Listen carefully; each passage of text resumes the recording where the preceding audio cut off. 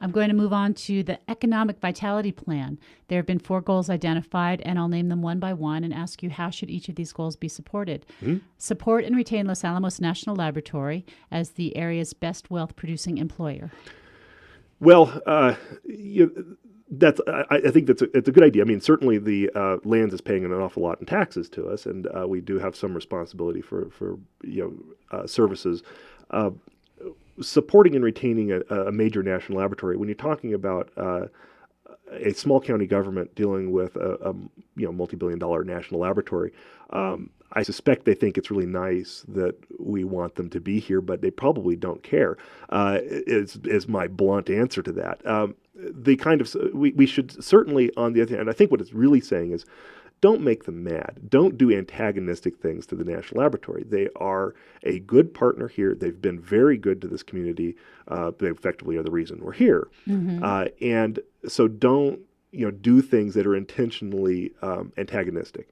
If there are particular things we could do that help them, to be okay, that's good. But that's not really the focus of government. That should not be the focus of county government. Is to cater to the National Laboratory. It should definitely treat them as it does anybody else. Be nice. Okay. Diversify the economic base. That, from a government standpoint, how do you do that? I mean, what does the government do to diversify an economic base? There are things it can do and probably shouldn't. If we start handing out targeted money to particular organizations or companies, especially companies, we get into a very dangerous place. I'm a conservative. I don't believe in taking money from the citizens and handing it out to other people. That's redistribution, and I think that's wrong. You shouldn't do that. If that's the way we're going to diversify, then and that's kind of the usual, command level way you diversify is like, ooh, we want some sort of store. We want a bamboo store here. We're going to make special incentives for bamboo stores. If you've got a bamboo store, we're going to give you piles of cash. Well, I'm sorry if anybody has a bamboo store, but that's not the way government should work. What you do is you reduce regulatory impact, you reduce taxes, you make land available, which is a big deal here. We're kind of a county in a bottle. There's not any more land. This is it. And you make those things available, and then you let the private sector thrive, and it will diversify if it needs to. If there's customers for that, it'll do it.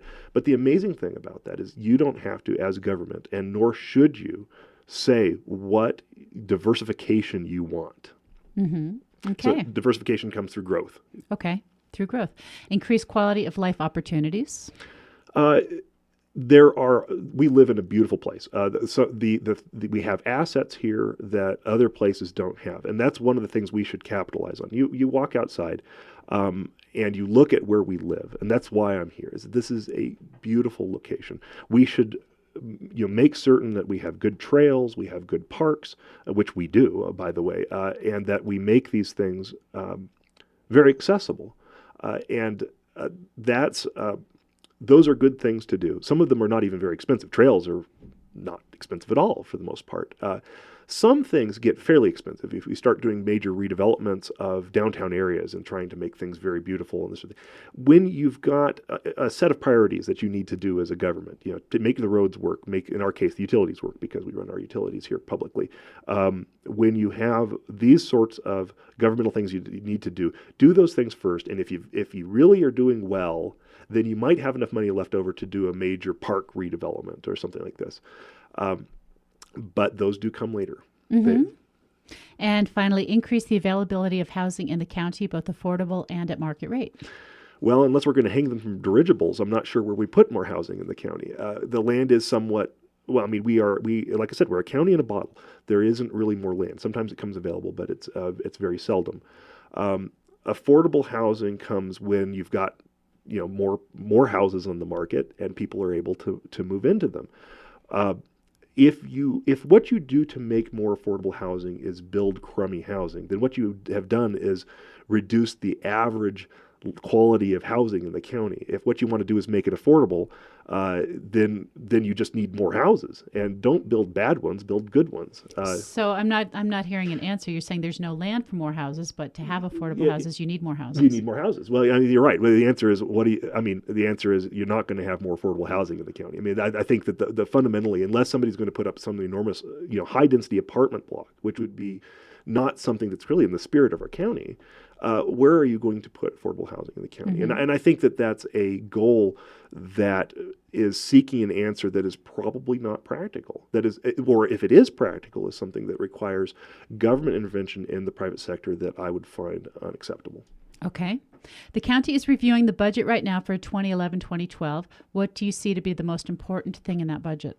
Well, the budget has something wonderful in it, which is that it gets smaller. As you look at it, it has a net reduction in spending and in full-time employees, and that is a right trend. Our county population. Now, when I look at this, since 1975, this county's population has not changed by more than a couple hundred people. Mm-hmm. So how is it that our government keeps growing? And when we put more people into government, even if we had the money for it, it really isn't about the taxation, although I would support reducing taxation in this county. Just adding those employees, making government bigger, has an infringing effect, no matter how well-intentioned and how well people do in the government. Government actually runs fairly well here. That's not the point. The point is that it's sucking up the oxygen. When you have more people looking over your shoulder, more people doing things, that affects businesses, and that affects private citizens in the county. And so a reduction in this budget, having things reduced, that's good. That's the right direction. So that's the most important thing, is that there's been a reduction. That's the most important thing. Okay. The county charter is currently being reviewed. Two of the things being discussed are the voter control over capital projects and the communications transparency of the local government. What is your opinion about these two issues? Well, the first one, voter control over capital projects, is a really big deal. This is a hot issue. It's an issue of, should it be exactly as easy procedurally for the county council to approve a fire hydrant as it is to approve a multi-million-dollar major capital expense. And it really shouldn't be, because they have different impact on the residents of the county. Absolutely. I mean, one of them is not a big deal. The other one will bind us for years to come to expenses. And it is very important that capital expenses go to the voters, because they're the ones who are going to be ultimately bound to this. And so the Charter Review Committee will have to bring that to the council. The council has to approve these changes that come to the voters, because the voters then have to vote on it to decide whether that's going to become part of the charter. I flat out will support that. I promise I will support a change to the charter that will require votes for major capital expenditures. Okay, that's one. And the other is the transparency issue. Transparency, I support transparency. It's important that happen. We do have a lot of transparency. That one is an issue that I'm not as passionate about. I'm like, okay, there's lots of paperwork, there's lots of documentation. You can go look at it. It's available. I think a lot of times. So first of all, if there is a problem, I'll just be honest, I'm not aware of it. And I'm not saying there's not. I just don't know that there's a problem in transparency.